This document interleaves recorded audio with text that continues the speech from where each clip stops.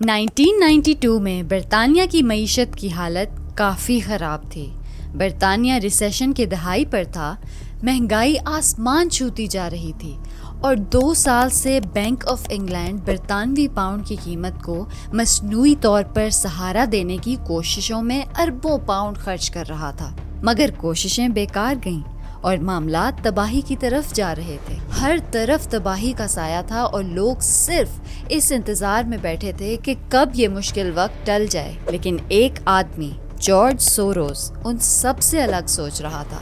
15 ستمبر 1992 کی شام ہے۔ جارج سوروس اپنے ساتھی سے کہتے ہیں، وقت آ گیا ہے پورا زور لگانے کا۔ پھر وہ اپنی تمام جمع پونجی پاؤنڈ کے خلاف لگا دیتے ہیں۔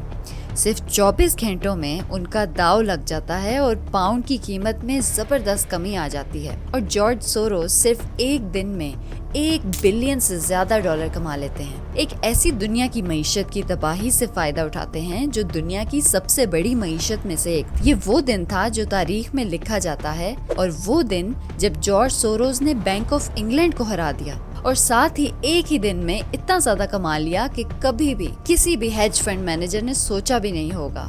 تو سوروس کا راز کیا تھا؟ ان کی دولت اور طاقت آسمان چھوتی رہی اور جارج سوروس دنیا کے امیر ترین لوگوں میں سے بن گئے، جن کی دولت کی مالیت $8.6 بلین ہے، مگر یہ رقم دنیا کو پتہ ہے۔ اصل میں جارج سوروس کی حقیقی حیثیت اس سے کہیں زیادہ ہے، لیکن وہ ہوشیار آدمی ہیں۔ وہ جانتے ہیں کہ زیادہ دولت اور طاقت والا دکھنا اچھا ثابت نہیں ہوتا، اسی لیے جارج سوروس کے پاس حقیقت میں $17 بلین ہیں جو انہوں نے اوپن سوسائٹی فاؤنڈیشنز میں جمع کر رکھے ہیں۔ یہ ایک قسم کی خیراتی ادارہ ہے جو سوروس نے خود شروع کیا تھا۔ اسی طرح کاغذات پر سوروس صرف $8 سے $9 بلین کے ہی مالک دکھائی دیتے ہیں، جبکہ وہ باقی رقم کو بھی کنٹرول کرتے ہیں اور وہ اس رقم کو اپنی مرضی کے مطابق دنیا کو اپنی سوچ کے مطابق بنانے میں استعمال کرتے ہیں، اور یہ سب کرنے کے ساتھ وہ ٹیکس میں بھی بچت کر لیتے ہیں۔ یہ اس لیے ہے کہ سوروس کھیل کو سمجھتے ہیں۔ وہ جانتے ہیں کہ اصل بات یہ نہیں ہے کہ آپ کے پاس کتنا پیسہ ہے، بلکہ یہ بات آپ کو جاننا ضروری ہے کہ آپ اپنے پیسے کو کس طریقے سے کنٹرول کرتے ہیں۔ دیکھیے، کنٹرول ہی کھیل کا نام ہے اور سوروس کنٹرول کرنے میں استاد نکلے۔ انہیں دنیا کے کھیل میں پپٹ ماسٹرز کے نام سے جانا جاتا ہے۔ دوسری جنگ عظیم کے بعد یورپ کے ممالک نے فیصلہ کیا کہ اسی قسم کی تباہی سے بچنے کا صرف ایک طریقہ ہے کہ وہ ایک دوسرے کے ساتھ مل کر قریبی تعلقات بنائیں اور ایک کلوز انٹیگریٹڈ یونین بنائیں۔ یہ آئیڈیا تھا کہ اگر یورپین اکانومیز ایک دوسرے پر ڈیپینڈ کریں گی تو وہ پھر سے کوئی جنگ شروع نہیں کریں گے۔ اس انٹیگریشن کا آخری اظہار یورو ہے، لیکن سنگل کرنسی کے انٹروڈیوس ہونے سے پہلے 1999 میں یورپ کے پاس اپنی کرنسیز کو مینج کرنے کے لیے ایک اور نظام تھا۔ 1979 میں یورپین کمیونٹی کے ملک ابھی اپنی نیشنل کرنسیز کو چھوڑنے کے لیے تیار نہیں تھے، لیکن انہوں نے انہیں فکس ریٹ پر چھوڑ دیا۔ ایفیکٹولی انہیں ایکسچینج ریٹ فلکچویشن سے بچا لیا جو عام طور پر کراس بارڈر بزنس میں سامنے آتی ہیں۔ یہ نیا نظام، جو کہ ایکسچینج ریٹ میکینزم یا ERM کے نام سے جانا جاتا ہے، اس نے بہت سے لوگوں کے لیے چیزوں کو آسان بنا دیا تھا، لیکن اس سے نیشنل بینکس بہت ولنریبل ہو گئے۔ لوگ روزانہ بہت زیادہ تعداد میں کرنسیز خریدتے ہیں امپورٹ یا ایکسپورٹ کے لیے، اور ان ٹرانزیکشنز کا اثر مارکیٹ کے ایکچوئل ایکسچینج ریٹ پر ہوتا ہے۔ جب ایک ملک ERM کا حصہ بنتا ہے تو اسے مارکیٹس کو لگاتار مانیٹر کرنا پڑتا ہے، اور اگر ان کا ایکسچینج ریٹ زیادہ ڈیویٹ کرنا شروع ہو جائے تو انٹروین بھی کرنا پڑتا ہے۔ اگر بہت سے لوگ خرید رہے ہوتے ہیں تو نیشنل بینک بیچنا شروع کرتا ہے، اور اگر سب بیچ رہے ہوتے ہیں تو وہ خریدنا شروع کر دیتا ہے۔ بغیر زیادہ تفصیل میں جائے، ERM فلاڈ تھا کیونکہ ہر ملک یونیک ہوتا ہے۔ اسے انٹرسٹ ریٹس، انفلیشن اور اکنامک گروتھ کو بیلنس کرنا پڑتا ہے، جو کہ وہ نہیں کر سکتا اگر اس کی کرنسی آرٹیفیشلی دوسروں کے ساتھ بندھی ہو۔ مارگریٹ ٹیچر، جو اس وقت UK کی پرائم منسٹر تھیں، اس بات کو بہت اچھی طرح سمجھتی تھی، اسی لیے انہوں نے اس کی مخالفت کی، اور جب ERM شروع ہوا تو برٹن اس کا حصہ نہیں تھا۔ لیکن جب برٹش اکانومی 1980s کے آخر میں خراب ہونے لگی تو ٹیچر کے اسکیپٹکس نے کنزرویٹو پارٹی کے زیادہ پرو یورپین ممبرز کے سامنے زمین کھو دی۔ اکتوبر 1990 تک ٹیچر کی طاقت اتنی کمزور ہو گئی تھی کہ برٹن نے ERM جوائن کر لیا ان کی مخالفت کے باوجود، جان میجر کے سیاسی طاقت کی وجہ سے، جو اس وقت کے چانسلر آف دا ایکسچیکر تھے۔ کم از کم ایک مہینے بعد ٹیچر نے استعفیٰ دے دیا اور میجر کو پرائم منسٹر بنا دیا گیا، جو کہ ERM کو اپنی جیت کے طور پر دیکھ رہے تھے۔ لیکن جو نومبر 1990 میجر کے لیے بہت کامیاب سیاسی کیریئر کا آغاز تھا، وہی نومبر برٹن کے اکنامک پرابلمز کی شروعات تھی۔ جب UK نے ERM جوائن کیا تو یہ پہلے ہی ریسیشن میں تھا۔ جب اکانومی ریسیشن میں ہوتی ہے تو سینٹرل بینک، جیسے کہ اس کیس میں bank of England, interest rates cut کر دیتا ہے تاکہ چیزوں کو ٹھیک رکھا جا سکے، لیکن ERM کی وجہ سے یہ اب نہیں ہو سکتا تھا۔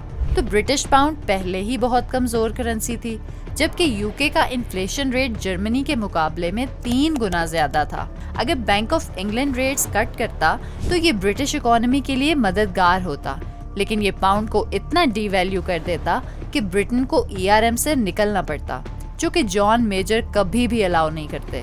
اور اس طرح 1990 سے 1992 تک برٹش اکانومی نے مشکلات جھیلی۔ صرف ہائی انٹرسٹ رکھنا پاؤنڈ کی ویلیو کو مینٹین کرنے کے لیے کافی نہیں تھا، اور ان 2 سالوں کے دوران بینک آف انگلینڈ کو فریکوینٹلی مارکیٹ میں جا کر پاؤنڈز کو ملینز میں خریدنا پڑتا، اپنے فورن ایکسچینج ریزروز کو استعمال کرتے ہوئے۔ یہ بھی زیادہ فائدہ مند نہیں تھا کیونکہ پاؤنڈ لگاتار کمزور ہوتا رہا۔ لگ بھگ ہر کرنسی اسپیکولیٹر کو سمجھ آ گئی تھی کہ eventually British pound D value ہونا ہی ہے، لیکن $1 بلین کا سوال تھا کہ یہ کب ہوگا، اور اس سوال کا جواب جارج سوروس کے پاس تھا۔ وہ 1970s سے اپنا ہیج فنڈ چلا رہے تھے اور ان کی اسپیشلٹی تھی بڑے مارکیٹ ایونٹس کو پریڈکٹ کرنا اور کبھی کبھار فورس کرنا۔ انہیں پتا تھا کہ ہر شخص برٹش پاؤنڈ کے اگینسٹ بیٹ لگانے کے لیے تیار تھا اگر صرف کوئی بری خبر آ جائے جو کہ اتنی بڑی ہو کہ بینک آف انگلینڈ کو اوور ویلم کر سکے۔ اگست 1992 میں سوروس اور ان کے فنڈ نے پاؤنڈ کے خلاف پوزیشن بنانا شروع کی، اور یہ کیسے کی؟ وہ ایک بڑے بینک یا دوسرے ہیج فنڈ کے پاس جاتے اور ان سے پاؤنڈز ادھار لیتے، وعدہ کرتے کہ انہیں کچھ انٹرسٹ کے ساتھ واپس کریں گے۔ پھر وہ فورن ایکسچینج مارکیٹ میں جاتے اور ان پاؤنڈز کو بیچتے اور بدلے میں جرمن مارکس خریدتے۔ آئیڈیا یہ تھا کہ جب ایکسچینج ریٹ گرے گا تو وہ ان پاؤنڈز کو سستا خرید سکیں گے اور ڈفرنس کو پروفٹ کے طور پر کمائیں گے۔ اگست کے آخر تک سوروز نے سلولی $1.5 بلین کے برابر پوزیشن پاؤنڈ کے اگینسٹ بنا لی تھی، لیکن ایکسچینج ریٹ بیئرلی موو۔ انہیں کچھ نیوز چاہیے تھی تاکہ وہ اپنی پوزیشن کو بڑھا سکیں، اور ان کے لیے خوش قسمتی سے سپٹمبر 16 کو بندس بینک کے پریزیڈنٹ نے ایک سیمنگلی انوسنٹ انٹرویو دیا جو سوروس کے لیے کافی تھا۔ بندس بینک کے پریزیڈنٹ نے کہا کہ وہ نہیں کہہ سکتے کہ کچھ کرنسیز پریشر میں نہیں آ سکتی، جو کہ خود میں بہت ویگ اور انکنونسنگ سٹیٹمنٹ ہے، لیکن سوروز نے فیصلہ کیا کہ یہ ان کے لیے کافی ہے۔ اسی رات جب یورپ سو رہا تھا، سوروز نے کسی بھی انٹرنیشنل بینک یا کمپنی یا واقعی کسی بھی شخص کو جو برٹش پاؤنڈز رکھتا تھا فون کیا اور ان سے پاؤنڈز ادھار لینے کی کوشش کی۔ جب برٹش لوگ جاگ گئے، سوروز نے مارکیٹ میں $10 بلین کے برابر پاؤنڈز بیچ دیے تھے۔ بینک آف انگلینڈ نے ایمرجنسی میٹنگ کے بعد $1 بلین مارکیٹ سے خریدنے کا حکم دیا، لیکن اس کا کوئی اثر نہیں ہوا۔ صبح 9 بجے تک انہوں نے $2 بلین اور خرید لیے، اور پھر جان میجر کو کال کیا اور انٹرسٹ ریٹ بڑھانے کی پرمیشن مانگی، جو کہ برٹن کے ریسیشن کے دوران ڈیوسٹیٹنگ ہوتا۔ پہلے جان میجر نے انکار کیا کیونکہ انہوں نے سوچا کہ یہ سیاسی سوسائیڈ ہوگا، لیکن جب سوروز اور گلوبل کرنسی مارکیٹ پاؤنڈز بیچنے لگی تو 11 بجے میجر نے مان لیا اور برٹن نے 2% انٹرسٹ ریٹ انکریز کا سرپرائز اناؤنسمنٹ کیا۔ دن کے آخر تک برٹن نے $27 بلین خرید لیے اور سیکنڈ ٹائم انٹرسٹ ریٹ 15% تک بڑھا دی۔ لیکن صرف سوروس نے اس سے آدھے پاؤنڈز بیچ دیے اور اس وقت تک پوری دنیا فالو کر رہی تھی۔ 7:30 پہ برٹش گورنمنٹ نے ڈیفیٹ ایکسپٹ کر لی اور کانفرنس میں یہ نیوز دی۔ لندن کے فائنینشیل مارکیٹس میں ایک یونیک دن ختم ہوا جب چانسلر نے اناؤنس کیا کہ پاؤنڈ کو ERM سے سسپینڈ کیا جا رہا ہے اور 2 ڈرامیٹک انٹرسٹ ریٹ رائزز کو واپس لیا گیا۔ Chairman of the council of European finance ministers نے برسلز میں مانیٹری کمیٹی کی ارجنٹ میٹنگ بلائی تاکہ فورن ایکسچینج مارکیٹس میں اسٹیبلٹی کو ریسٹور کیا جا سکے۔ اس دوران حکومت نے فیصلہ کیا کہ برٹن کے بیسٹ انٹرسٹ یہ ہیں کہ ERM کی ممبرشپ کو سسپینڈ کیا جائے۔ اگلے کچھ دنوں میں جب فورن ایکسچینج مارکیٹس کو اپنی ڈیوائسز پر چھوڑ دیا گیا تو برٹش پاؤنڈ 15% جرمن مارک کے مقابلے میں اور 25% US ڈالر کے مقابلے میں گر گیا۔ سوروس اور ان کے فنڈ نے اپنے ٹریڈ سے $1 بلین کا منافع کمایا، جبکہ برٹش ٹیکس پیئرز کے لیے ایسٹیمیٹڈ کاسٹ 3 بلین پاؤنڈ سے زیادہ تھی۔ مزے کی بات تو یہ ہے کہ بلیک ویڈنسڈے کے بعد، جیسا کہ اس دن کو کہا گیا، بینک آف انگلینڈ ایک بار پھر سے برٹش پاؤنڈ کو کنٹرول کرنے کے لیے آزاد تھا، جو کہ انہوں نے کیا، اور اگلے کچھ سالوں میں انہوں نے اسٹیڈلی انٹرسٹ ریٹس کو کٹ کیا اور برٹش اکانومی کو واپس ہائی لیولز آف گروتھ پر لے آئے۔ 1997 تک برٹش پاؤنڈ واقعی ERM کے دوران جتنی ویلیویبل تھی اس سے زیادہ ویلیویبل ہو گئی اور UK 16 consecutive years of economic expansion کی طرف بڑھنے لگا، اتنا کہ کچھ لوگ ایکچولی اس دن کو وائٹ ویڈنسڈے کہنے لگے۔ اگر آپ کو یہ انفارمیشن پسند آئی ہو تو ہماری ویڈیو کو ضرور لائک کریں اور اپنے دوستوں کے ساتھ بھی شیئر کریں، اور اگر آپ کے پاس بھی جارج سوروس کے کارناموں سے ریلیٹڈ کوئی نیو انفارمیشن ہے تو کمنٹس میں ہمارے ساتھ ضرور شیئر کیجیے گا۔ اگلی ویڈیو تک کے لیے اللہ حافظ۔